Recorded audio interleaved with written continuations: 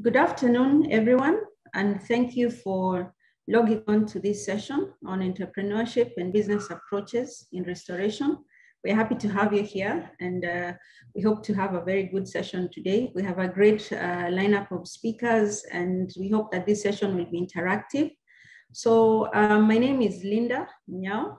I'm the chairperson or president of the Environment Institute of Kenya.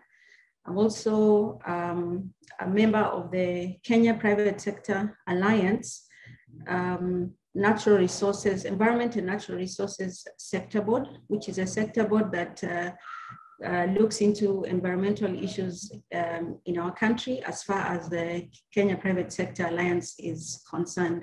So welcome to this session.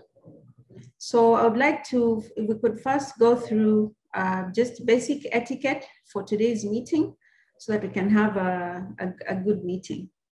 So we could please run the slide to, the etiquette, and then we can agree on how to conduct today's meeting.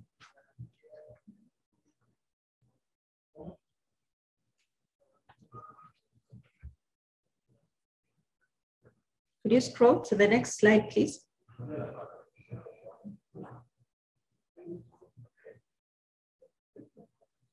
Jonathan, could you move to the next slide, please?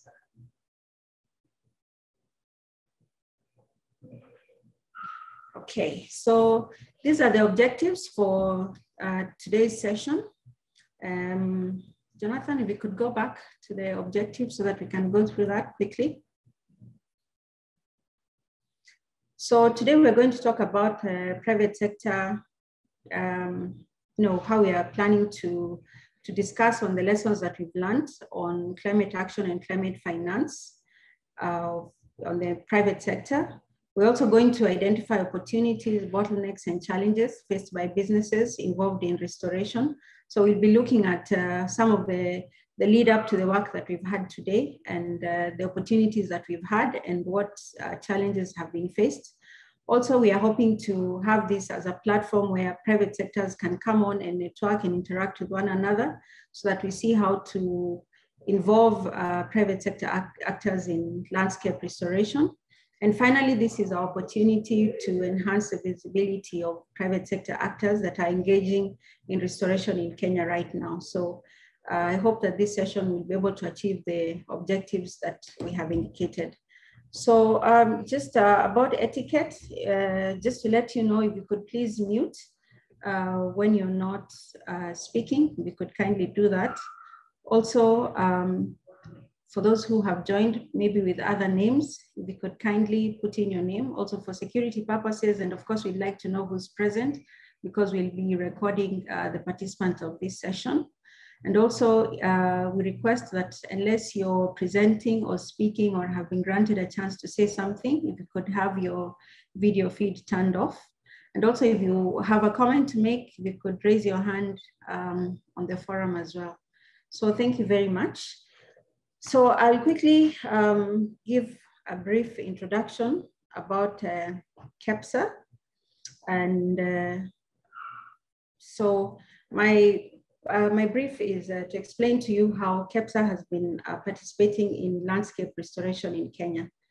So let's proceed to the first slide. Thanks, Jonathan. So let me explain. KEPSA is the Kenya Private Sector Alliance, and it is the apex body for private sector in Kenya. So our membership comes from business member organizations and corporates, and we cut across the entire sector of Kenya's economy. If you can see the screen on your right, it may not be so clear, but those are just some of the organizations that are our members. So we come together to speak, to be the voice of the private sector. So we have over 80 local and foreign business associations. You'll see some of them include Kenya Tourism Federation, Kenya Association of Manufacturers, National Federation of Juakali Associations, and many other institutions, including Chamber of Commerce, Kenya chapter. We also have professional bodies like Law Society of Kenya, ISPAC, and many others. And also we invite corporates to be our membership as multinationals and also smaller institutions that are like the Juakali Federation and as I indicated earlier, small and medium enterprises and startup institutions. So KEPSA really aims to support businesses on training, on networking, and really just to come together to have an opportunity for private sector entities across the board to come together and speak together in one voice to direct business in Kenya. Next slide, please. So this is how KEPSA engages. So the institution has various sector boards. Like I indicated, I am from the Environment and Natural Resources Sector Board. So we have various sector boards that cut across the various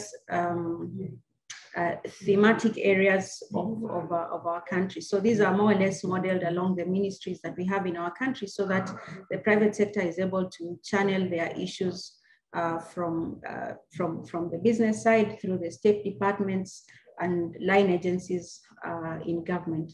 So we also have strong associations, like I indicated earlier, who take lead on sector-specific issues in addition to working alongside the sector boards. So you can see there on your screen, those sector boards are modeled along those ministries of Agriculture, Devolution and Planning, East African Community Affairs, Transport, Tourism, and so on and so forth. Next slide, Jonathan. So KEPSA has recognized that businesses need to be sustainable, and sustainability has been a key issue, of course, in the last 2 years due to COVID-19. And so our institution, KEPSA, has been leading the recovery strategy, working through government in the Green National Business Agenda 2020 to 2022.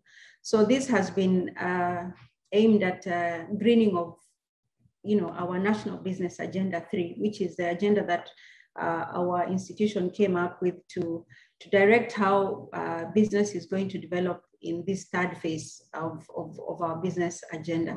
So we have integrated sustainable development goals, green growth, business, and of course, this year we have also included COVID-19 recovery and resilience. So through our Sustainable Inclusive Business Knowledge Center, we now have empowered private sector to understand the triple bottom line approach, which is people, planet, and profit, which is what ensures sustainability.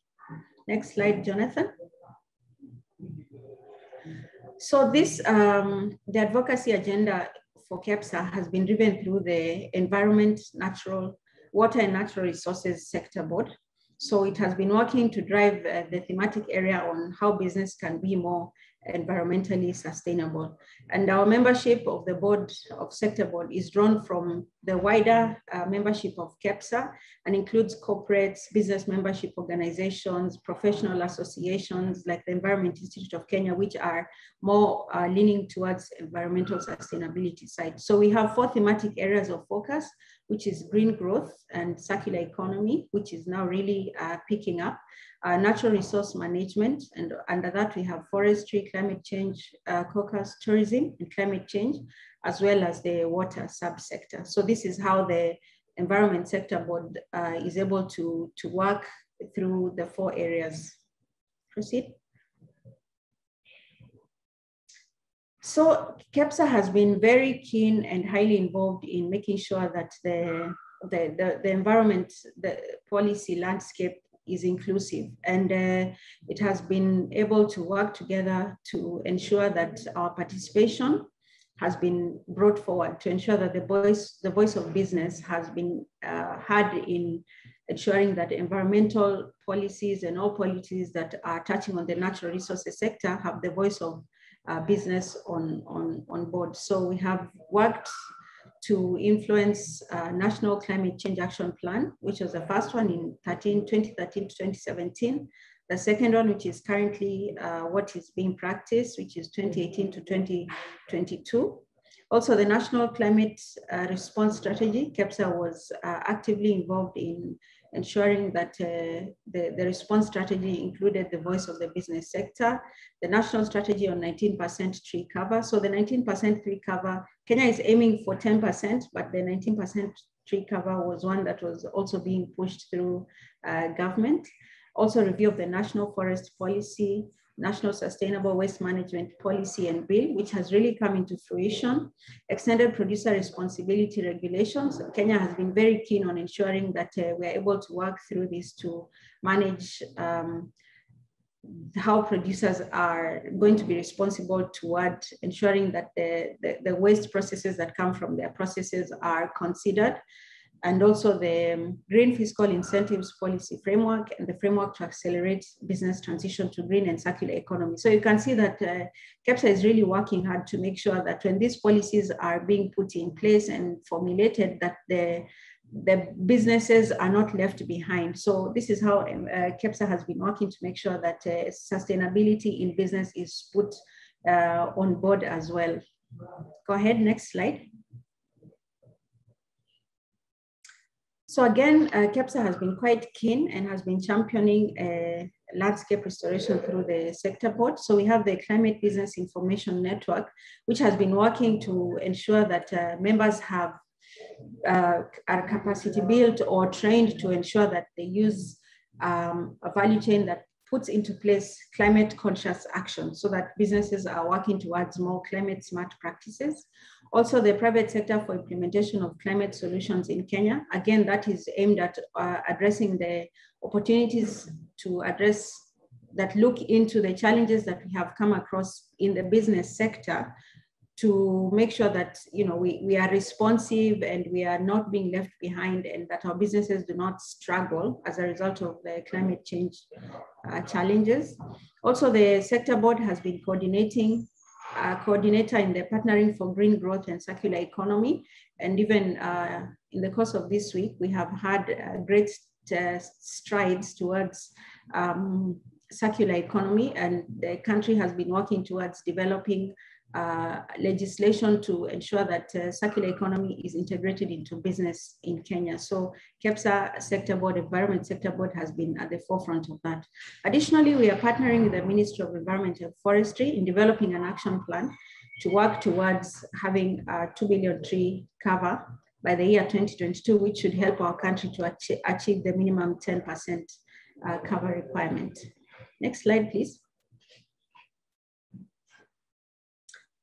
So we're pleased as KEPSA to be co-organizers of this webinar today together with the World Agroforestry, and we are happy to have some of our members who will be making presentations in today's session. So we hope that this engagement will scale up private sector participation and involvement in working towards ecosystem restoration. So thank you very much. I think that is the end of my presentation on this. Thank you, Jonathan. So shortly, I would like to invite our next presenter, who is Ms. Mary Mutemi, and she's going to take us through entrepreneurship and business approaches in restoration. So welcome, Mary.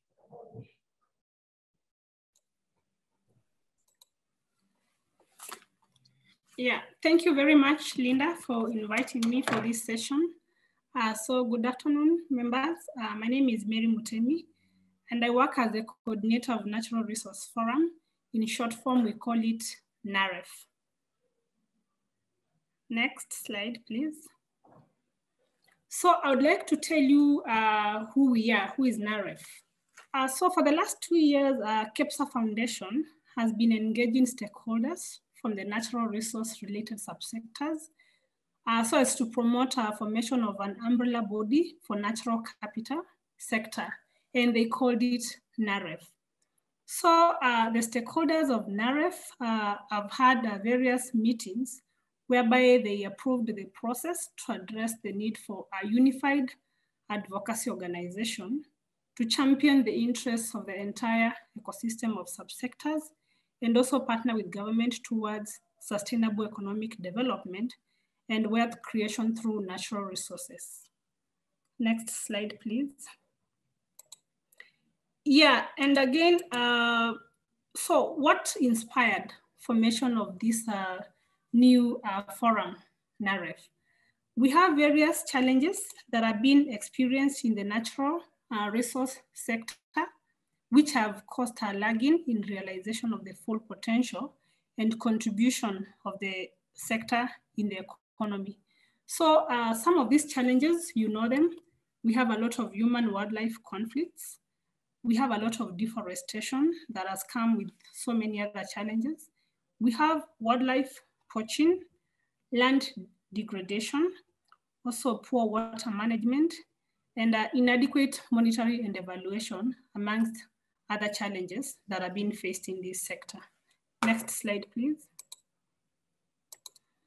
Yeah, so the overall objective of NAREF, considering these challenges, we seek to find synergy and champion the achievement of common goal, which is conservation and preservation of natural capital. We want to bring the entire sector together to speak in one voice and generate cooperation and improve the collaboration, management, and conservation of natural resources in Kenya. Next slide, please. Yeah, and you may wonder why NAREF, why sector chose, why KEPSA chose the direction of NAREF. So KEPSA wanted to create a new industrial sector focused on natural resource management. And we also have green infrastructure jobs that are linked to climate finance mechanisms that benefit companies that are seeking to reduce their costs of capital funds by reducing climate-related risks. Next slide, please. Yeah, so our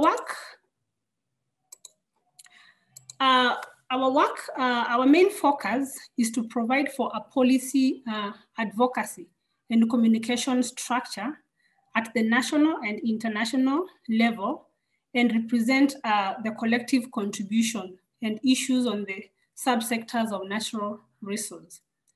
And this will include monitoring and evaluation. So for the first 2 years, we would like to focus on data gathering and capabilities gaps analysis so that we have a proper monitoring and evaluation plan in place.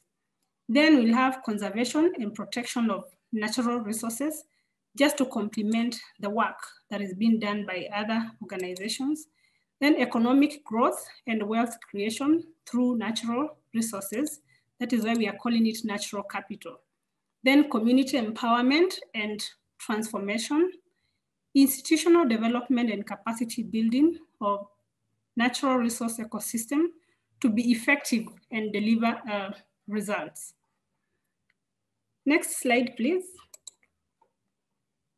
And what do we expect from this work? We want to have enhanced partnership with the government in addressing all concerns of natural resource sector. We also want to have strengthened policies to manage climate change. We also want to have increased conservation of our natural resources, then enhanced pro-sector policies to spur tourism productivity for environment. We know that tourism is a great contributor towards the economy of Kenya. Then we also want to have enriched implementation of various policies at both national and county levels.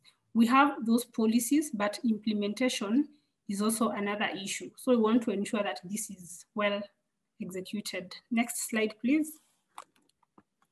Yeah, so NAREF draws membership from various natural resource subsectors. Amongst them is tourism associations. We have wildlife conservation organizations. We have forest and environmental conservation bodies. We have the National World Heritage Sites and cultural associations. We have water towers and rivers conservation organizations. We also have coastal and marine life conservation organizations, climate change, renewable energy organizations and institutions. We also have members drawn from the mineral sector. We also have ornithology. Our members are also research institutions and education sector. Then we also have agriculture. Next slide, please. Yeah, so our call for action. NAREF will function as a business management organization with KEPSA, just like the way Linda has mentioned other organizations that have partnered with KEPSA, like Kenya Association of Manufacturers. So what we need is your support to create a vibrant natural resource industrial sector in Kenya. We want to have impact investors, and we also want to provide technical assistance to our members, and also green industrial skills capacitation, and also green procurement for our members. So if you really want to work with us, you can reach us through the contacts. Sorry, next slide, please. Did I lose you? Before that, after the next one, please. The one with contacts. Yes, so if you really want to work with us, you can reach us through the contacts on your screen. You can reach me, Mary Mutemi, through that Gmail address. We also have my colleague, Anne Katule. You can also reach through her. She's the administrator at KEPSA. Yeah, so the last slide. I would like to thank each and every one of you and call you to work together towards land restoration issues and the general issues within conservation of the natural resources, because we really need the natural capital to enhance development in this country. Thank you very much. Back to you, Linda. Thank you very much, Ms. Mary Muteti. I think we are giving you a virtual hand clap. We appreciate your presentation. I think of note to mention is that NAREF is coming in to, step in to increase more on the data gathering and to address the capability gaps that are existing right now in private sector. So we see a very good way ahead for the institutions to have, a one platform to engage through NAREF. So thank you very much, Mary, for that presentation. So right now I'd like to invite Mr. Jan van der Bel to give us an overview on the engagement through the private sector in landscape restoration efforts. So welcome, Jan. Thank you very much, Linda. We had a webinar and several meetings in the run-up to our final webinar, planning meetings and so on. And this is the result that I want to present here. The webinar itself took place on the 27th of May of 2021. And it is indeed on private sector engagement in Kenya's landscapes restoration efforts. Like you can see a photo on this slide, somewhere in Kitui County in Kenya's Asal. Next slide, please. We had different organizations, and here you find the summary. We had Teddy Kinyanjui of Seedballs Kenya. We had Tommaso Menini of Agar, myself. We had also a farmer that is working with us, that is Better Globe Forestry. We had George Ocello of KTD, Michael Koech of Safaricom, Dora Kilalo of University of Nairobi, and Benson Ngigi of Agri-Chemicals Association of Kenya. Next slide. First, I will deal with the summary of the company where Teddy Kinyanjui works as a sustainability director. This is Seedballs Kenya.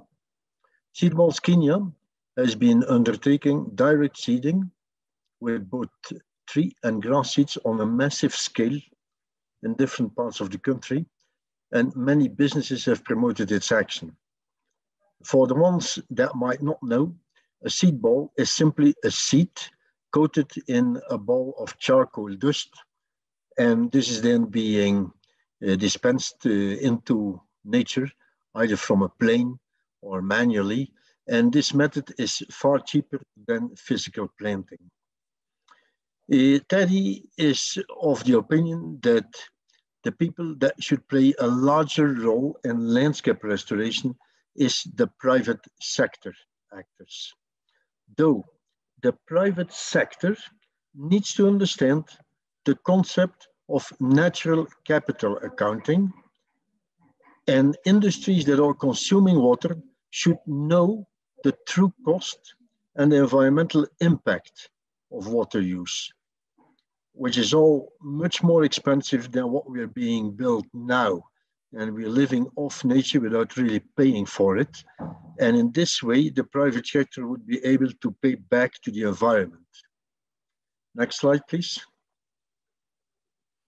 Then we had Tommaso Menini of Agar Limited. Agar Limited has invested in arid lands commodities like gums, resins, and aloe. It works in Samburu, Marsabit, Wajir, and Isiolo. And its investment in these areas has enabled it to elevate the living conditions of the pastoralist communities it is working with. It is the only company in this field that follows and controls the entire value chain, from the collection of raw material up to transformation, value adding, and packaging to end products that are being marketed. And Agar Limited is really creating market linkages for its products. Next slide, please. Then I am here myself for Better Globe Forestry. Better Globe Forestry is an afforestation company. We work both with traditional plantations where trees are planted in rows, you know how it goes, like pine plantation and so on, although we don't plant pine. And we also work in agroforestry and ASAL. Now, regarding this agroforestry component, we have invested heavily in farmer organization and training. This has resulted so far in landscape restoration on a scale of at least 2,000 hectares. We have done a lot towards farmer empowerment through enabling and capacitating farmers to produce surplus food and giving them a financial capacity building through microcredit and table banking, all in the ASAL countryside, mostly in Kitui County, also in Embu County and in Machakos County. Currently, we have a contractor engagement with over 6,000 farmers on tree planting, and our concept of landscape restoration is founded in soil and water conservation combined with commercial tree planting. Commercial. And in this case, it goes about the production of high value timber.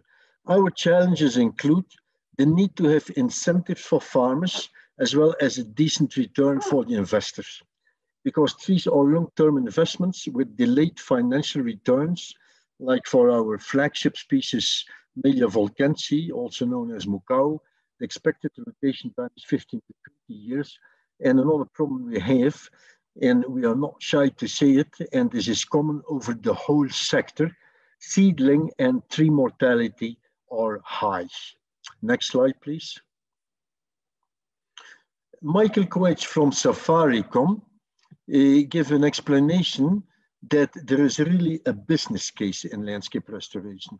It's not done because of the beauty of a tree only. Nature provides resources such as food, fiber, mineral, and so on. And without nature, loads of business cannot prosper. And there is a huge environmental risk associated with destruction of nature. The estimated economic cost of land degradation is more than 10% of the annual global gross product. We're talking about billions of dollars. The opportunities that come with saving nature include cost savings, increase in operational efficiency, increased market shares, predictable and stable supply chains, and so on. Now, Safaricom has seriously invested in the past years in tree planting and forest protection in collaboration with various specialized actors, like we have the Safaricom forest in South Marmanet, which planted 5 million trees in 5 years. We had the electric fencing of Iburu forest, done by the Rhino Arc, but also subsidized by the Safaricom Foundation. We had support to Garandare forest, to the Nairobi Green Line. Actually, a long list. Safaricom is living up to its expectations of environmental responsibility. Next slide, please. Then we have George Oselu that talked about KTD Foundation, the Kenya Tea Development Agency. The tree planting for KTD is really a corporate social investment. They put a lot of efforts in tree planting. In the past years, they have planted almost 4,500 hectares for wood fuel plantations and almost 2,000 hectares that have been put aside and protected under indigenous tree cover. A key objective of the foundation is to initiate interventions through strategic partnerships that help smallholder tea farmers. These strategic partners include the IKEA Foundation, Mitsubishi Corporate Fund Europe and Africa and others, and hundreds of thousands of tree seedlings have been planted there with smallholder communities. The vision of KTD Foundation is enabled and progressive smallholder tea farmers, and its mission is to empower the smallholder tea farmers and their communities economically and socially through sustainable programs and partnerships. Next slide, please. Professor Dora Kilalo of University of Nairobi made it clear that modern agriculture cannot do without pesticides, but they are dangerous if not well used, and this is both humans, animals, insects, etc. And there I would not forget bees, which is a vital link in the human food chain as your pollinators for seeds, and we need them, and they're being threatened by various categories of pesticides. Though we must understand that the use of pesticides in Africa is still below global levels, although increasing. What is the action Dora says that should be taken? There has been education, awareness, raise of awareness on responsible use and alternatives. IPM, which is integrated pest management, biopesticides, and non-chemical pest controls. And there has to be research to monitor the effects on the environment of all these pesticides that are being used to advise regulatory bodies on its use. Next slide, please. Benson and Gigi from the Agrochemicals Association of Kenya explained what AAK is. It is an umbrella body for manufacturers, importers, distributors, and users, all of agrochemicals, and it is also known as CropLife Kenya. The aim of AAK is to maximize the benefits from pest control products while minimizing the risks that they bring. And examples of interventions by AAK to minimize these risks is training of spray service providers to shift the application responsibility, which is the spraying of the pesticides, from farmers to trained professionals. It is also securing and disposing empty pesticide containers and collection and disposal of obsolete pesticides. Now, let's not make a mistake. In this private sector webinar, we have deliberately included pesticides because in landscape restoration, we should not only look at what we can see above the ground, which is the trees and so on, but there is loads of things going on below ground, and this is of vital importance to our soil fertility and hence our agriculture production or the growth of trees, if you want. And this sometimes is being impaired by the use of pesticides. Next slide, please. Now, popular issues that came from the participants in our webinar, this is firstly the survival rate of the trees planted by the different private sector actors. And not only, I should say, by the private sector actors, but in fact, everybody, where it was the feeling that the figures that are thrown around of the tens of millions of tree seedlings that are being planted do not always exist after a couple of months because they die from various reasons. And so we were also concerned about the tracking of the trees, which is the means, is the applications that can be used to monitor the seedling survival. And this goes in the fact that landscape restoration in Assau faces severe challenges through present-day land use practices, like bush clearing, charcoal and firewood production, free-roaming livestock, and so on. Then what is really the number of hectares of land that has been put under restoration by the different actors? And then we also had a concern about current rules and regulations regarding permits on tree felling and tree products, transports, and water storage infrastructure like dams and water pans, because it was felt that sometimes these rules and regulations which are coming from the government are not always conducive to tree planting. Next slide, please. So the next steps that we wanted to see then here in this conference is a continuation of what we discussed already. We wanted CAPSA to be there, and we see that this is the case. And we also wanted government officials to answer some questions about the rules and regulations that are having an impact on landscape restoration efforts by the private sector. Thank you so much. This is very briefly what we have been discussing during our webinar. Thank you. Thank you so much, Jan. You managed to squeeze in a lot in just a few minutes. We really appreciate that. I think based on that presentation, it's quite clear that there's so much happening on the ground. And I think one of the challenges that also has been identified is the fact that there's a lot happening, but probably not quite so consolidated for everyone to be able to work together and build on the synergies. Thank you so much for that. So from now, we will shortly go into breakout sessions. I'd like to invite Dora to just come forward, Dora from University of Nairobi, to take us through what we're going to have next in the breakout sessions. Welcome, Dora. Thank you, Linda, and good afternoon all. There is a small presentation that I wanted to make, but more so for the themes that we are going to have this afternoon. Is it possible to share that side, Zanella?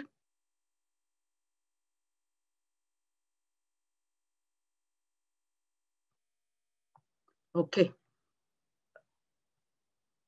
So I want to just show the themes of what we are going to have this afternoon after hearing what is being done by various people on the ground. And there are these three themes that came out from this particular topic: entrepreneurship and business approaches in restoration. The idea is to identify opportunities where private sector can continue participating in restoring landscapes. So the first theme will be on private sector engagement in landscape restoration through corporate social investment or corporate social responsibility. And this is mainly the approaches by which companies will go down to improve the social environment or the society, whatever is happening in the community, and therefore what is their role in terms of restoration. And that is something that will be presented. And for those that would want to hear, or that is their expectation, then they would go for this particular theme. Then the next one is also to hear what these particular companies are doing with communities and how the communities have been engaged through various projects. We even have the Green Initiative Challenge that will be presenting some work so that at least we are able to hear what the companies are doing in trying to restore landscape. And finally, how will the SMEs then be involved in restoration? Remember, we are saying that we are still trying to identify opportunities in which private sector can continue participating in restoring land. The next one is private sector, direct private sector engagement in landscape restoration. And here we'll be hearing about potential for indigenous pasture and fodder tree restoration in dryland ecosystems. There'll be a talk about soil microbiology and processes of natural succession in restoration projects. We shall hear about how land that has been, where mining has taken place, how does that land get rehabilitated? And finally, how can we continue giving incentives to the smallholders to continue restoring land? And this is by linking them to markets so that they can find benefit. And as they see the benefit, they are incentivized to continue carrying on restoration. And finally, the third theme will be plugging into climate action and associated opportunities. Here we shall hear about a shared value approach in restoration and climate change. And we've already had a lot of what Safaricom has been doing, and they'll be sharing more about that. Then there'll be something about opportunities for land restoration while discharging statutory functions with a focus on effectiveness of community forest associations and water resource users associations. And lastly, activities and innovations that farmers can work with to enable them to maintain or sustain the environment while benefiting from the ecosystem functioning. And here, a good example is what Van talked about bees, and beekeeping has been promoted a lot on this, and we shall be hearing something about that. So the three themes are the ones that will guide us into the various sessions that we'll be going into. And I want to hand it over back to Linda. Thank you. So thank you so much, Dr. Kilalo, for that. So members, participants, you've seen the three themes that we're going to have. So I just want to remind you that if you have any questions or comments, you can put them in the chat. We have a team that's going through them, and we'll, at the end of this session, be going through your comments and your questions. So I just want to encourage you to continue to do that. And thank you so much. We're all on point in as far as our etiquette is going. It's really wonderful presentations going on there. I think for those of you who are not in some of the groups, I hope we'll be able to see the presentations after and really enjoy that. So because of time, I think I would like to move along very fast to the next item on the agenda, which is presentation. So we'd like to receive presentations from the breakout sessions. And the first one we'd like to start with is a private sector engagement through CSI and CSR. I'd like to invite George and Tommaso. If you could share the screen with your feedback so that we can see what are your takeaway points and way forward from your side. Thank you. Welcome, George and Tommaso. Thank you so much, Linda. I want to believe that Tommaso has something for us, but even as he prepares, we should be able to put these things together in a good framework, maybe at the tail end of the presentation, But from my end, I should be able to read what I captured as we were presenting. I don't know whether that would be okay, Linda? Okay, so we have a team that was capturing. They're able to display the screen. All right. All right. So you can take us through that one. Thanks, George. Excellent, excellent. I'll begin very fast, then maybe if Tommaso has a rejoinder. For the sake of the team, we had a very wonderful presentation. At least all the presenters were able to do something, and they did justice to this subgroup on matters CSI, CSR, and the challenges we have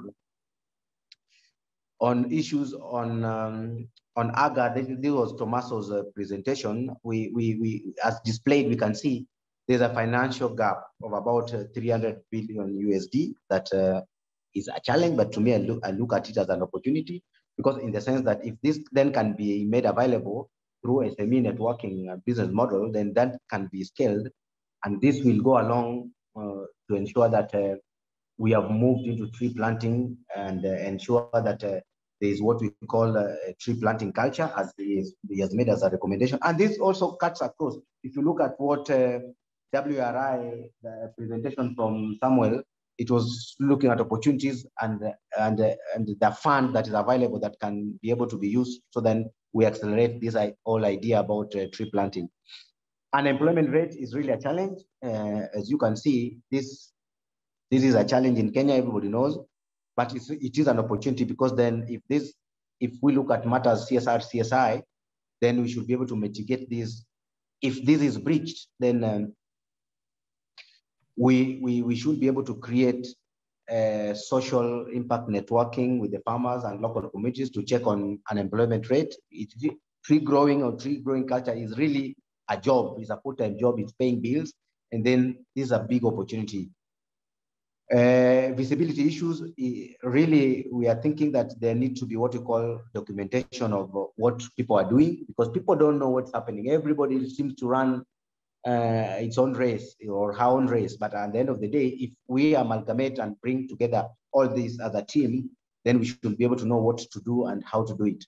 Eventually, we'll be able to reduce greenhouse gas effect. Another challenge is one single entity that houses all bodies and drive towards. I've said this, we need a vehicle. I think one of the takeaways, and I'm sure Jonathan will be able to make a comment on this, we really need a vehicle. So then all we subscribe to the same. So then we don't reinvent the wheel when everything else has been put. PIDCO had a very good idea on bamboo as alternative species other than eucalyptus for biomass. And we have seen the potential when it comes to cogeneration. We've seen land reclamation where degraded lands have been done. So contracting bamboo farmers as a way forward is quite very interesting. And other avenues, other corporates can be able to see this as an opportunity where farmers are then involved in this. Plantation bamboo, other than just cogeneration, we have seen Kariuki mentioned the issues around ensuring that idle land or degraded lands have been used. Leverage on high unemployment rate, we've already said this is an opportunity for us to see whether this can be inculcated on the youths and the women, like previous presenters have done during their sessions. Innovative idea, mostly from landowners. Yes, we need to have ideas. Like Plant Accelerator is a very good idea in which landowners and the private sector, NGO world can be able to bring on the ideas to ensure that then this becomes a movement. Tommaso, you may have something to add as to crown it.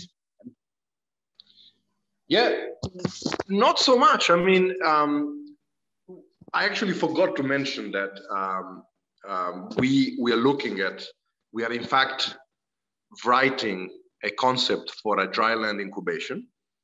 Well, a dryland incubator, which would have all of the arid land resources modeled through something close to what we do.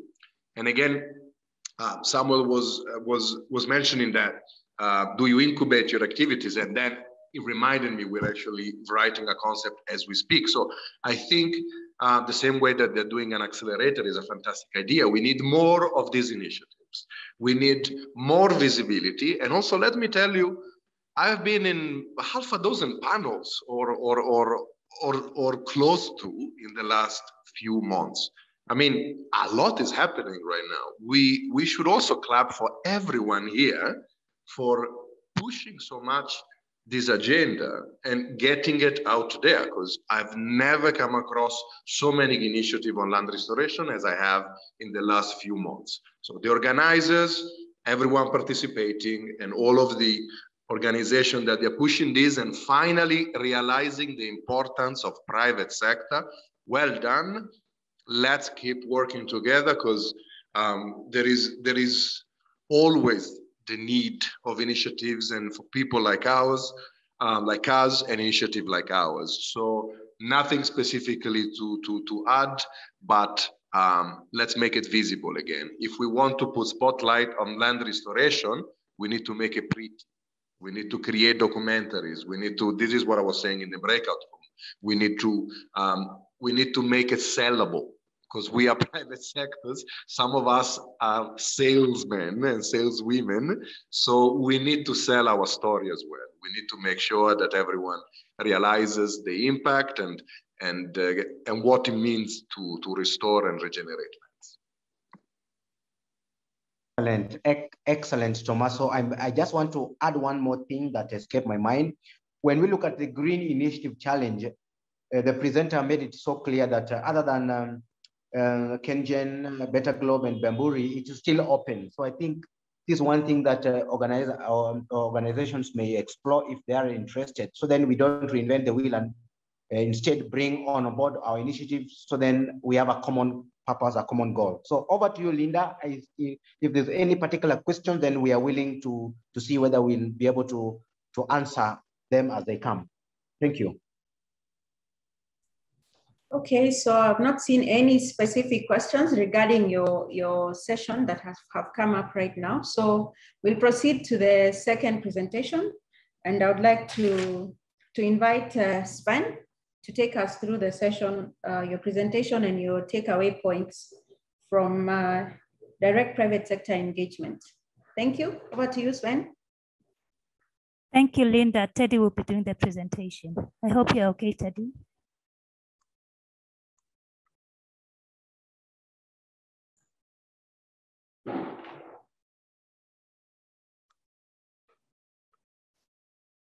Eddie? I can just go ahead and present on behalf of the team. He might probably be having internet issues. So in the second theme, we came out with the following challenges. So the participants realized that there's a challenge with the cost of doing restoration. And then as recommendations for that, we decided, and they suggested, that if private sector entities or private sector actors want to engage in restoration, they need to first do a cost-benefit analysis and then maybe do an environmental audit so that they can weigh if they'll be able to take the process before they really commit to it. And then there was an opportunity that was raised on profit. It was mentioned that, yes, indeed, landscape restoration activities have profit and they can create profitable enterprises out of them. And then we had challenges such as land restoration and security of land tenure. The recommendations were that security of land can be enhanced by the communities. So there was a feeling that the communities have the upper hand in terms of securing land, and then they can be the ones to secure it really. And then there was also a suggestion on county governments through their CIDPs can also allocate a budget for this. So we also had a challenge on the ownership of benefits of community lands. And still on the community land issue, we have a policy issue where community land and how does the private sector individual manage to get land in the area. And then we have Liz Willie, who was suggested maybe we can reach out to. She's a lawyer, a specialist in Kenya really on land law issues. So maybe we can reach out to her, and maybe for the private sector who want to be engaged in this, they can go through Liz. And then we had a networking issue. So here we had a question on how to ensure that all relevant stakeholders are appropriately consulted for their input. So there was a comment that networking is costly. So there are platforms that you need to pay for you to be able to together the private sector. So there was a suggestion that maybe we can create, we can work through Workplace, which is a free platform for networking, where we can be having continuous meetings really, and engage, where we can engage private sector actors. And then there was a problem with policy issues, the legislations, that hinder the private sector from engaging. So the suggestion was that government intervention in legislation and making it hard for private sector to meaningfully engage could maybe be looked into, and maybe the government can be sought to work on these issues. Just moving quickly, we had another challenge on the discrepancy between business perspective of businesses, county governments, and landowners. And then where we have often elderly farmers versus the timelines of rehabilitation and sustainable management. So there were issues on social security and issues to do with the succession and social security really of land.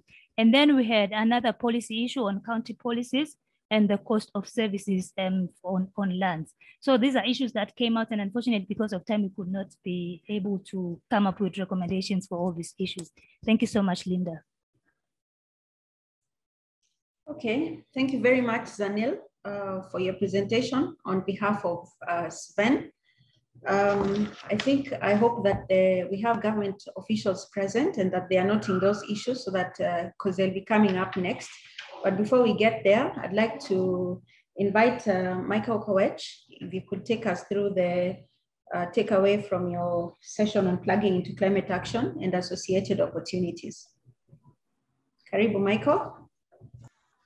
Thank you, Linda. And yeah, I must admit that we were really pressed of time, but we had quite useful presentations, but a bit of a shorter time to have a full discussion. But nonetheless, a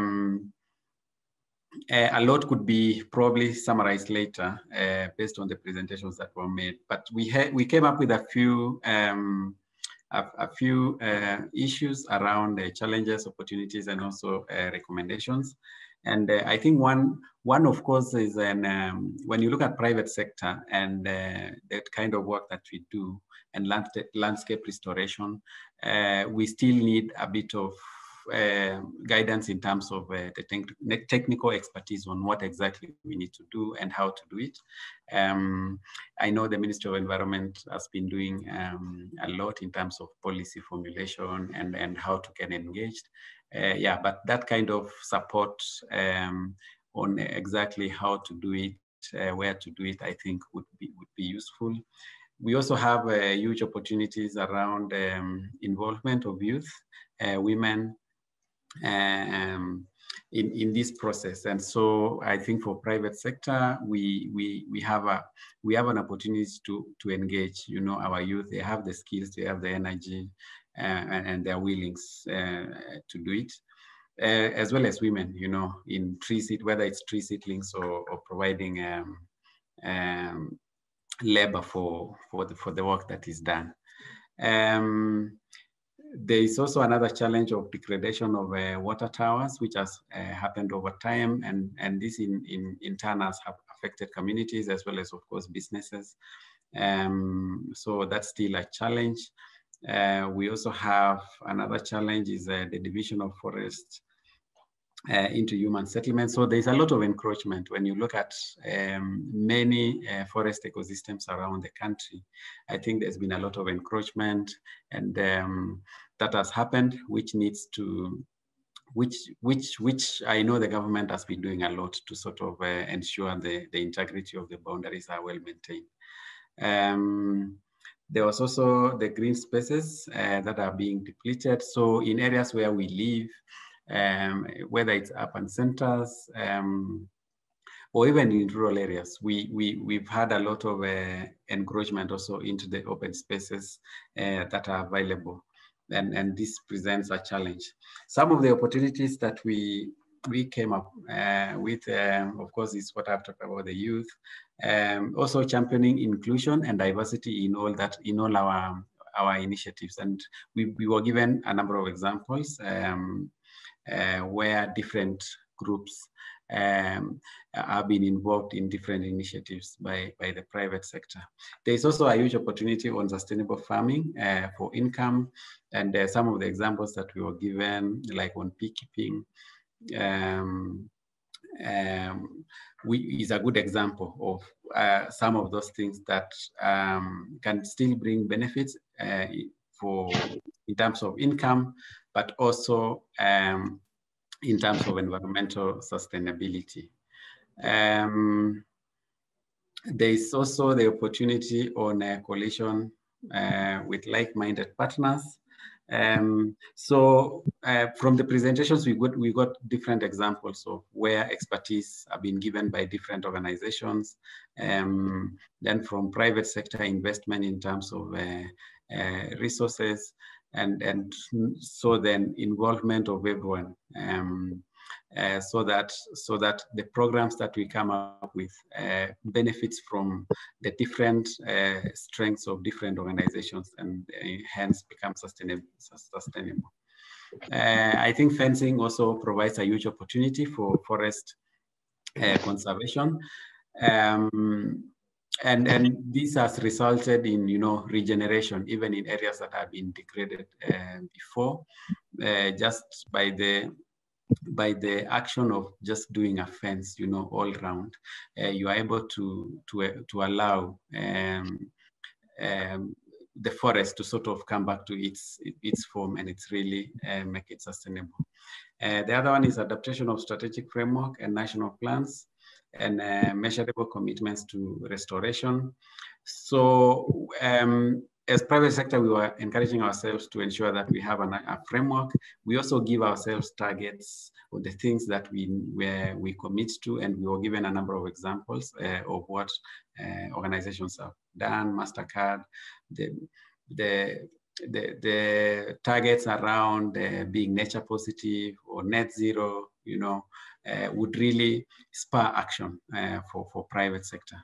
There was also, as one of the tools for restoration, also supporting small-scale irrigation, especially in areas which are water-stressed or arsal areas. I think irrigation would go a long way in ensuring restoration. There is also greening education in institutions, so whether it's in primary schools or in colleges, so that it becomes part and parcel of behavior change and culture, even as young people gets into the market. That education is really important because they will then carry that with them and put it into practice. So I'm sure Marion will do a bit of more summary based on what was presented, and we should be able to share. I don't know, Arnolda, you have something to add? No, Michael, I think you've covered everything. Nothing more from me. Okay, so thank you very much. Over to you. Back to you, Linda.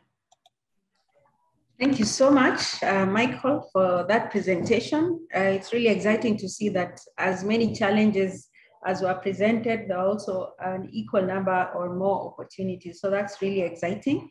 So I'd like to quickly move into our next session. We have identified some issues that I've noted quite a few that I would like to invite. We have a panel of government officials who can be able to respond to some of these issues. I hope they were captured separately, but I think I could see policy issues, county and national government interface. I could see a challenge on cost of services, encroachment of open spaces, conversion or degazettement of forest land, and many other issues. So let me invite first Mr. Alfred Gishu from the Ministry of Environment and Forestry to make some remarks and probably to respond to some of the issues that have been raised today that are touching on the Ministry of Environment and Forestry. Thank you. Karibu sana, Mr. Gishu. Thank you very much. I hope you can hear me. We can hear you very well, and we can see you also very clearly. Yes. My name is Alfred Yesho from the Ministry of Environment and Forestry. And I'm glad to have been part of the discussions over the last few minutes. Because I coordinate forest conservation matters at the ministry. And the issues that are coming up from stakeholders this afternoon are the same issues that we deal with on a day-to-day basis. And you can already see that what is coming out is that tree planting and the need for us to build a culture around tree planting is then a business for us all. And this has informed the national strategy for the 10% recover that has been developed through a coordinated process by the Ministry of Environment and Forestry. So that document talks about tree planting campaigns as a business for us all. Recognizing that the 10% recover is a constitutional aspiration, it's a constitutional requirement and an aspirations that we have given ourselves as Kenyans. And hopefully all of us will have access to that document, and it contains within it very many strategies that we want to deploy to achieve our forestry aspirations. And they speak to most of the challenges that have been mentioned this afternoon. Biomass, the need for us to increase biomass, the use of bamboo as one of the candidate species for promotion, the need for us to invest in commercial forest activities. And we do not have a better place for us to go into investment because from where I sit, I think with the policy and environment, it's right for us to go into tree planting, both as a culture and for business too. Tree planting, we cannot achieve the national forest aspirations, definitely, and we are aware of this as a government without a strong private sector engagement and investment. And we then have to seek the best ways of bringing these key stakeholder community on board through deliberate policies that incentivize their activities. We are all aware that investment in tree planting is long-term, driven by key objectives, climate change. Some of us are there for business, some biodiversity conservation, and the rest. But again, we are also saying, and as I heard, we must make all these investments that we want to do in forestry make some business sense.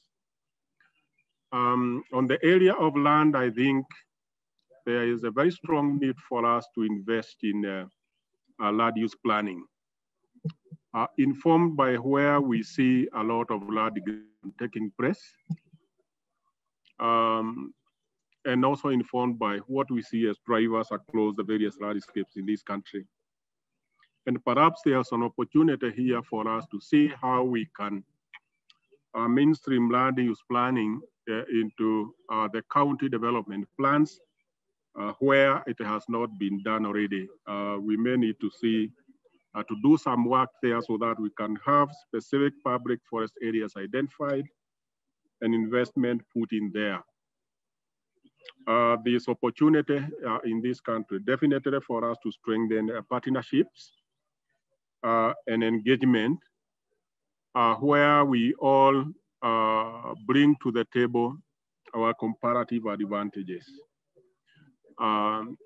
We are aware of the role of the government in both the policy formulation and implementation. And I've heard there could be some areas that require to be registered.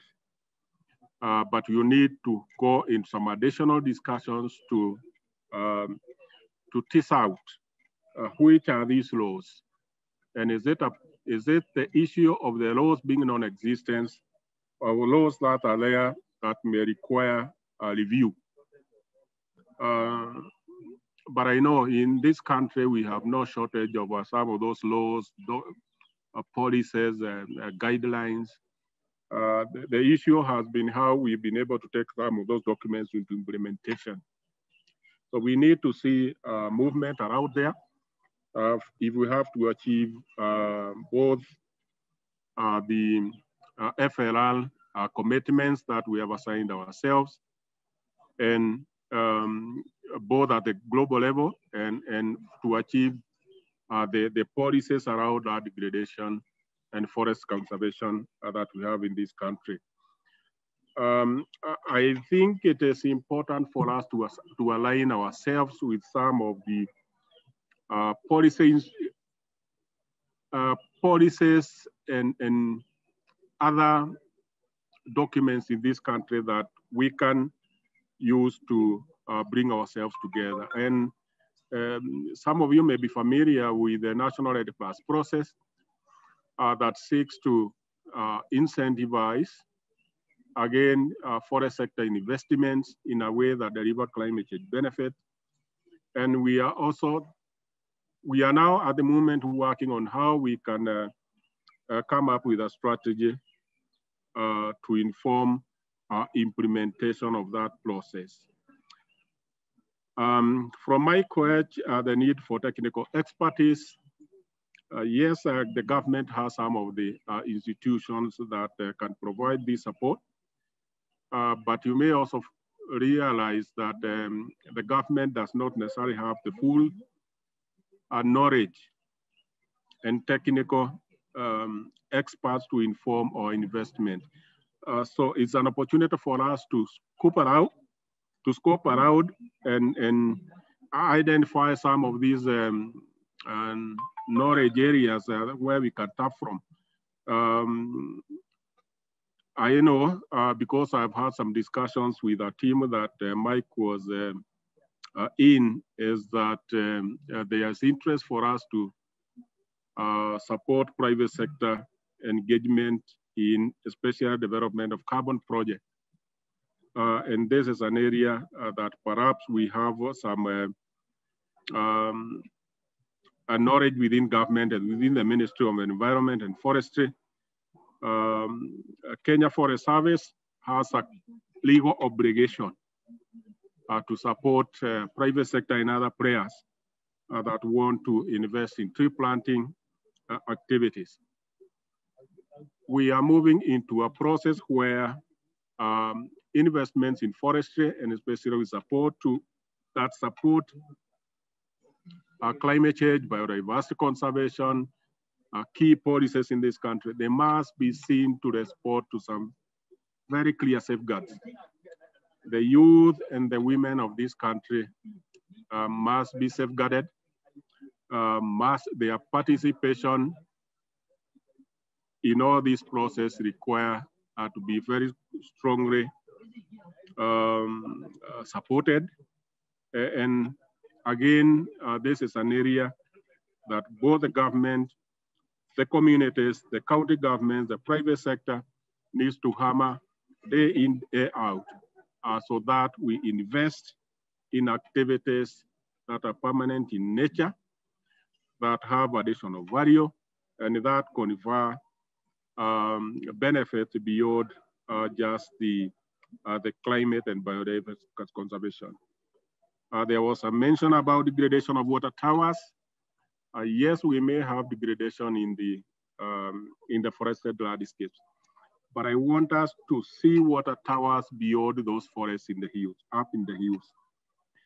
If I were to map water towers in this country, and I want to take you to some of the counties like Murang'a County, Kiambu, water towers are not necessarily the areas that are forested. Most of the agricultural land in some of the hidden areas of those counties, and others that we can mention in this conference fit into the definition of our water towers. So when we talk about investments in those areas, let us not restrict the discussion to just the areas that the Kenya Forest Service, for example, and the Kenya Water Towers Agency are managing to encompass some of the areas that are agricultural, that are the agricultural radius, because this is what will ultimately deliver in terms of water quality, in terms of water volume that this country is looking for. And for example, I want to give you an example because it is extremely important for us to do this. If you go to Murang'a County, for example, you may find that the dam up in the mountain at the Dekaine may not suffer a serious soil erosion as happens in the Masinga Dam. This is because most of the water loss and most of the soil loss occurs outside of the forested landscape at the moment.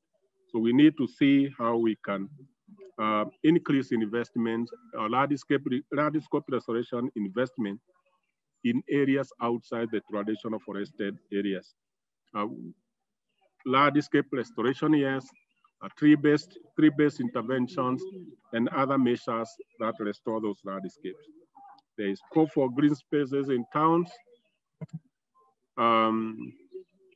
because of the additional benefits that landscape restoration, tree-based intervention in those areas can confer to urban communities, and the additional benefit accruing to other aspects, including pollution control and claims, including claims that we also see it with some of those areas that are left bare in towns. So I want to stop there, but I think it's an opportunity for us to engage further and explore possibilities for interactive discussion on how to advance these requirement for us to invest in landscape restoration. Thank you very much. Thank you so much, Mr. Gishu. We really appreciate that comprehensive response. I see you were really noting them all down, and we're really grateful for that. I hope if something has not been captured that any participant had, if you can quickly put it in the chat. Next, I would like to invite Mrs. Lily Langat from the Agriculture and Food Authority to give us a brief on some of the issues that she picked from our discussions. Karibu sana, Lily.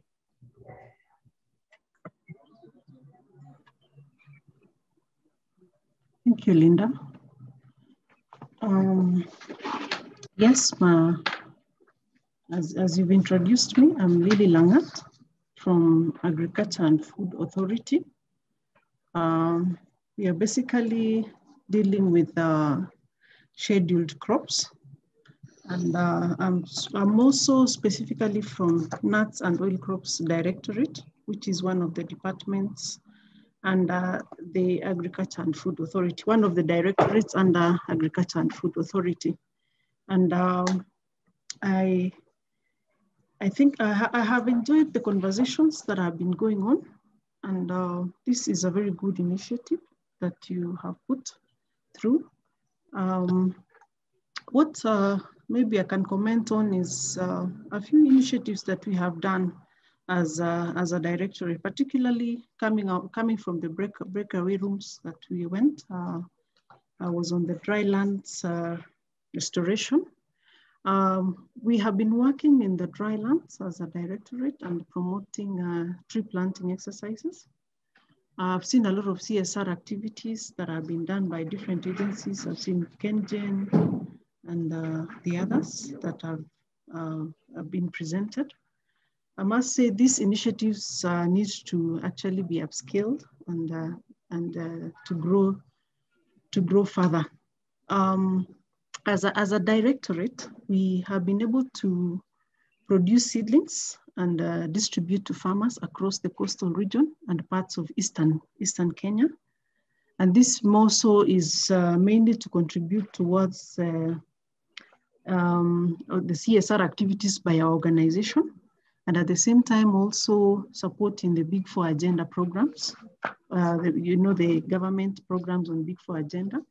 We as an authority, we are supporting the food and nutrition pillar, food and nutrition security pillar for all Kenyans. So when we began this initiative 3 years ago, we were looking towards providing 1 million seedlings for both coconut and cashew nut. So that is a target of 2 million seedlings to improved seedlings to give it to farmers in the coastal region and also parts of Eastern.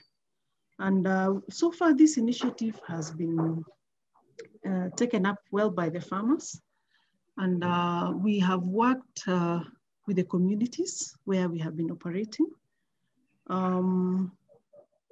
We did actually manage to distribute, for the 3 years that we have running, we have distributed over 600,000 coconut seedlings and over 500,000 cashew nut seedlings to farmers.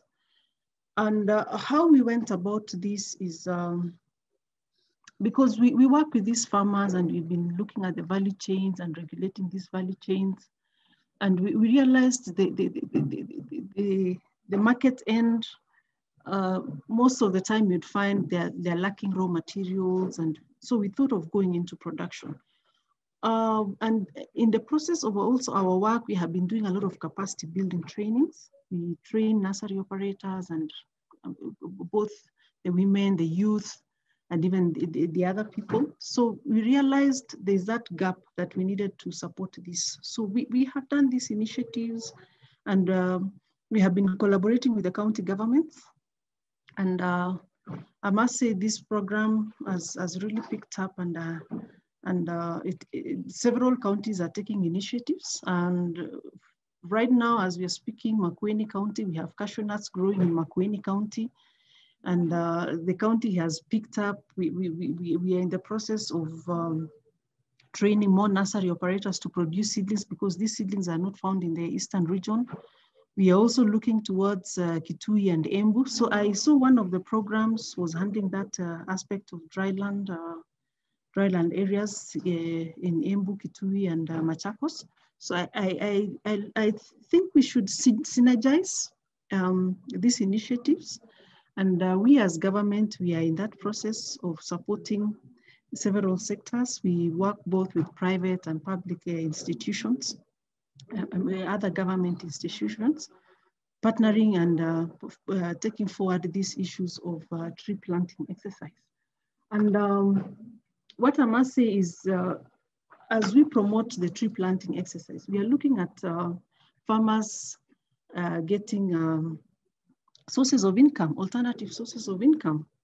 And of course, covering up the 10% tree cover, the forest cover. So as we plant trees, we want to encourage even the initiatives that you're putting across. Can you plant trees that will give more benefits than just timber and cover? You realize, for us, we are promoting cashew nuts. You can get a lot of products from cashew nuts. You can get a lot of products from coconut. It's not just the fruit, but quite a number of products. For example, even coconut on itself, you can get up to 100 and over 100 products. So as you promote the tree planting exercise, I would really encourage everyone that is here, the different forums, from different organizations. Let's plant trees that will give multiple uses to the farmers. And we as government, we are out to support all these initiatives in terms of course, financially, for like this exercise we did on the seedling program, the government has really put in money. And then also in terms of even the policies and the regulations that are in place, we are also providing even capacity building initiatives for different sectors. So we have technical knowledge within us that we are ready to support the different sectors to come up. And I must say, as we even move on with these initiatives, they are different SMEs that have come up. So the financial institutions that are there support them to come up with these SMEs that can do value addition and upscale the activities that we do at a lower level. So, well, yes, as government, we do support those initiatives, and we are encouraging fruit trees and all these other beneficial crops to be planted, incorporated into the farming systems. Yeah, so that is my small submission as Agriculture and Food Authority. Thank you. Thank you so much, Lily Chebet, for that presentation. I think, I hope that most of our institutions have picked up on the points that the Agriculture and Food Authority is ready to support in the PPP, to work together towards taking advantage of the opportunities that they have, the technical expertise that they have, and of course the wide outreach that the AFA has throughout the country. Thank you so much for that. Our last speaker from government, I'd like to invite Mr. Blaise Okinyi, who is from the Ministry of Agriculture, Livestock, Fisheries, and Cooperatives. Karibu sana, Blaise. I can see you already. Karibu.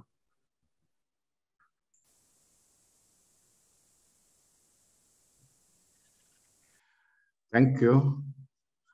Engage with our partners in development. First, I would like to just show the policy, strategy, initiatives that restoration programs and also partnerships with the private sector. And if you'll allow me to just share a few, is that the latest that we have, I hope you are able to see. Hello? Yes, we can see. It's very clear, Blaise, okay. Go ahead. Okay, thank you. The latest document that we developed is called the Range Management and Pastoralism Strategy. And sorry, I didn't do proper introduction. My name is Blaise Okinyi from the Ministry of Agriculture, Livestock, Fisheries, and Cooperatives, State Department of Livestock. Normally, I deal with range management issues, and we work mostly in the rangelands. So much of what I'll talk about are under livestock, as I present the Department of Livestock. So the latest document that we developed in the State Department of Livestock to help guide restoration activities and also the restoration initiatives in the range lands or in those dry areas. It's called the Range Management and Pastoralism Strategy 2021-2031. This is a very new document.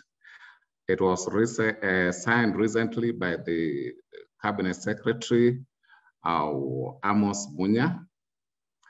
Peter Munya, sorry. And so even currently, we are trying to do awareness creation for the contents of this strategy. We are in Isiolo engaging with FAO and some pastoralist groups in order for them to be aware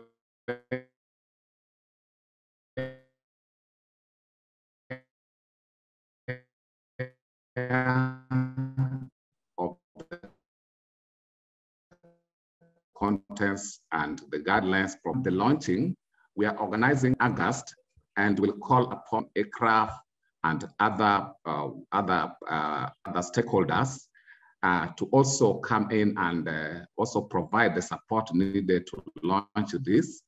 because it will also guide our interventions in these areas.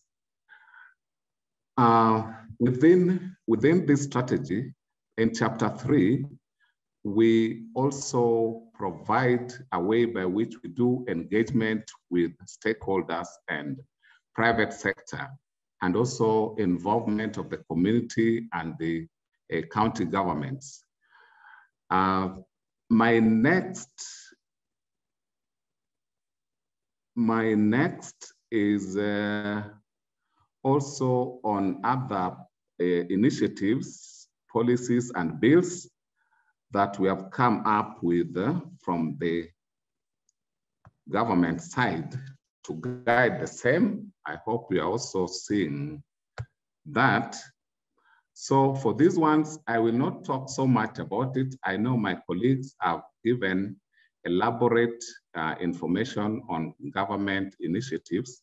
So I will not delve so much in this, but I'll just give you a list of the documents that are available, and later maybe I will share if requested, and also you can also access them from our website. So the one I've mentioned is the Range Management and Pastoralism Strategy 2021-2031. I've only highlighted the ones that are relevant for our purpose. We have a capacity building strategy for agriculture sector.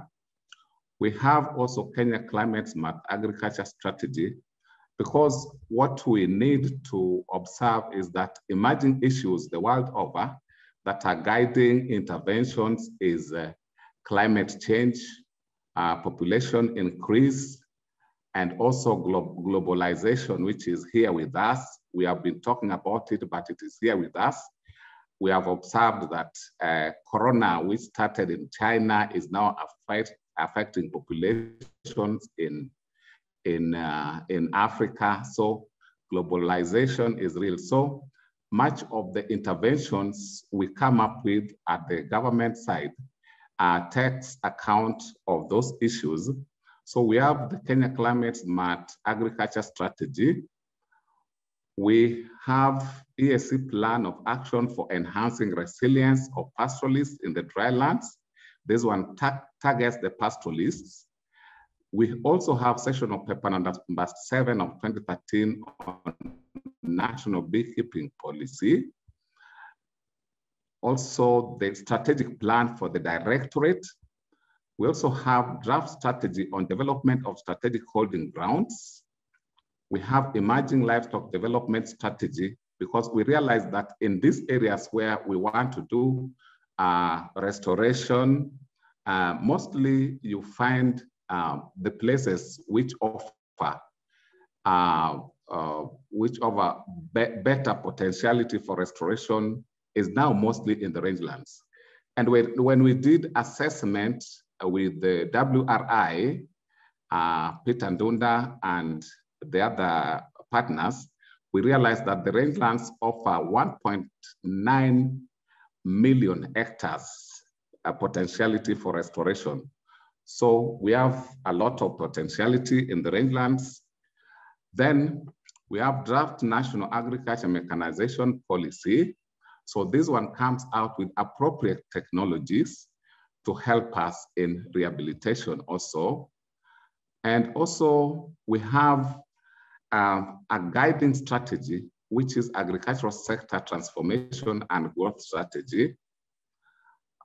We have the National Agribusiness Strategy 2012. This one actually enhances participation of the private sector. And also to ensure that we also make sure that we enhance gender inclusivity. We have youth in agribusiness strategy, yeah? This one encourages involvement of youth. And also most of our bills and policies ensure that women, persons with disability, the youth, the old, and the vulnerable are included.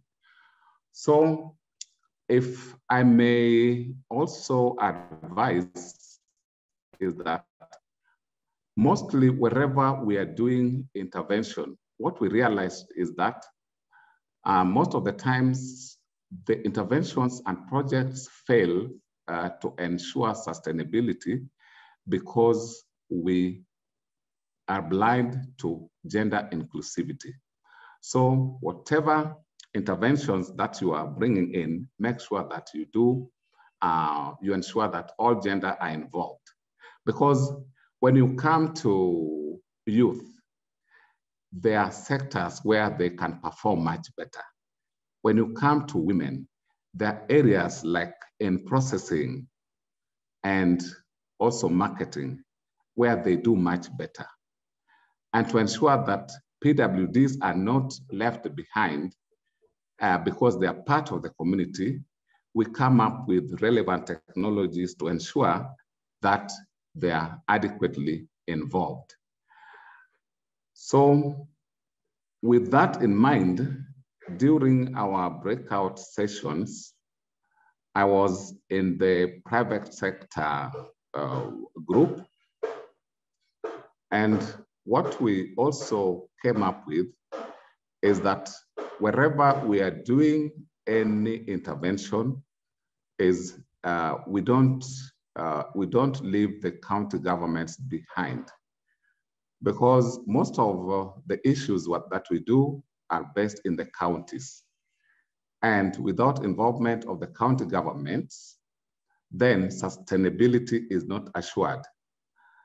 The national, the Community Land Act vests the county government with when we come to the community land, actually the county governments hold the community land in trust for the community. So they are at a better place to ensure that security of whatever intervention is done on that land is will be maintained. So with those few remarks, because I'm seeing the time has also gone, I would call upon all players that we continue coming together. I'm also happy that when our members in the private sector were doing their presentation, they're also aware of the fact that they have a social responsibility to do rehabilitation. For example, when Nico Kello from Best Titanium was doing his presentation, he elaborated about how they're involving the community in doing a restoration on the sites where they do the mining. And this is a wake-up call for all other private sectors to ensure that they set aside maybe part of their profit so that whatever actions that they do, the communities get direct benefits. And then finally, to conclude, I would also say that whatever activities that we do, we need to also ensure that the communities see the direct benefit from their interventions. For example, when you want to do restoration in the water towers or in any ecosystem, then the communities must be able to see the direct benefit. How will it contribute to improvement of their household livelihoods? How will it bring in additional income into their livelihood? So with that, thank you. And thank you for giving us the opportunity. Linda, back to you. Thank you. Thank you so much, Blaise. That was so comprehensive. I think it's exciting to see that there's a new strategy on range management and pastoralism strategy. I think we're all aware that our country is mostly arid and semi-arid land. So it's really exciting to see that many of the interventions that we have discussed today are also geared towards arid and semi-arid land. So thank you so much to Mr. Alfred Gishu, Mrs. Lily Langat, and Mr. Blaise Okinyi from Government of Kenya. So right now, I think we are winding up on time, and The next session we're going into is a closing plenary session.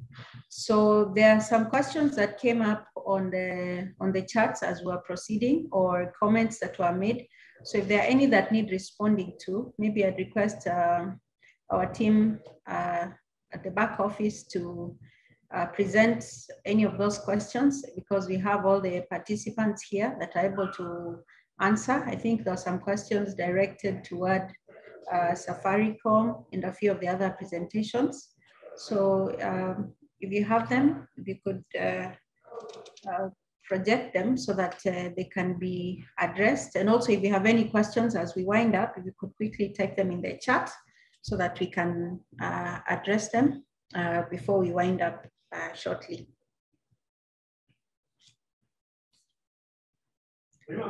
Jonathan, do you have any questions that were taken down, noted for us to have them addressed? Well, Leader, it doesn't appear like there are questions that need addressing, because most of those things have been answered on the site. What I suggest we do is that we can still take more questions, not just on the chat, but also on email, and we'll be able to include them in the report and put it on the website, because we have only 2 minutes. We'd like to wind up.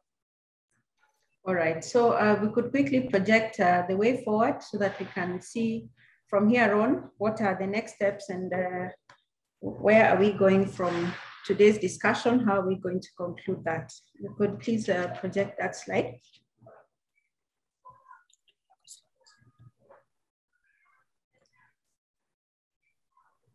No, we do not have a slide, Leader, but I can suggest a few things. First of all is that we are very excited about the conversation that has gone on so far. We would like to continue with this, and remembering that George asked me how we put up a platform, we would like to continue this engagement with KEPSA to see how the private sector gets more organized in terms of the momentum of land restoration, among other groupings that we have been looking at this week. So through KEPSA will be coming up with a platform in which there's an engagement platform to allow, especially for technical support coming from government, coming from NGO partners, international organizations, issues to do with carbon, issues to do with other technical issues that we need to work together. So we are happy to work with the mechanisms that are with KEPSA. So we will summarize from here the discussions coming from here, building on the webinar, and some of them will be, the summary will be presented tomorrow in the winding up session. And then after that, we'll put them in a repository and engage through KEPSA to see how all this can be organized. And we'll sustain this in the website for this conference for a while, so that we can be taking more and more of these issues coming to us. So feel free to engage with the World Agroforestry, C4 ICRAF, the Ministry of Environment, Kenya Forest Service, Ministry of Agriculture. We are all working together through this, as well as NGO partners such as World Vision. If you write to us from the Secretariat in ICRAF, we'll be able to address the various, connect you to the various responders to some of the issues that you have. Thank you very much, Leader. All right, so thank you so much, Jonathan. I think we've all noted the way forward. We're going to have these sessions that we have had. There'll be presentations that will be sent to you. They'll also be uploaded on the various partnership websites. I just want to take this moment as we close to really thank everyone who's participated in today's session. First, I want to thank all the presenters who've put in a lot of work in the background, and this has not just commenced today. This has been the culmination of a lot of work that has gone on. So thank you very much, all the presenters and players from the private sector. I would also like to thank so much the moderators of all the other small sessions that we had, the breakout sessions. I really appreciate, and all the presenters in those sessions as well. I'd also like to thank, on behalf of KEPSA, the World Agroforestry Center, ICRAF, for your contribution and your bringing us together on this platform to continue to engage. And also, of course, I cannot forget the government agencies that have been present today. I've seen in the chat box, we had various representatives, not just the 3 that have spoken to us today. So we really want to appreciate and be grateful for the fact that we are able to be on the same page and you're working towards the issue of restoration of, our biodiversity and regreening our spaces and working towards just making a better environment for us all. So thank you so much also from the government presentations today, Mr. Alfred Kishu, Mrs. Lily Langat, and Mr. Blaise Okinyi. I think for all other attendants, and if I have missed out anybody, I just really want to appreciate all of you. And so all the presentations and conferences, as you can see on the chat from Marion, will be available at the end of the week. You can access them from the regreeningafrica.org page. You can just quickly copy that link and you can follow it up later. Thank you also so much to all the moderators and people working in the background, Marion and the rest of the team from ICRAF and all the other supporters. I really want to say thank you so very much. So without further ado, I think I would like to say asante sana. Let's keep the conversation going. It's really exciting for people to see the private sector has been working behind the scenes. I think many times we can forget that there's a lot of work happening in the private sector in support of restoration, environmental preservation, environmental conservation. Most of the time, private sector, I think, is seen as more of a taker, but I think it's been clear today that there's so many activities going forward. These are just a few that we're able to bring together to discuss today. So thank you so much to all organizations and to everybody that's been present. So if you could quickly switch on your camera and you can say goodbye to everyone that's been here. Thank you so much. Good evening and God bless. Asante sana. Bye. Good to see everyone.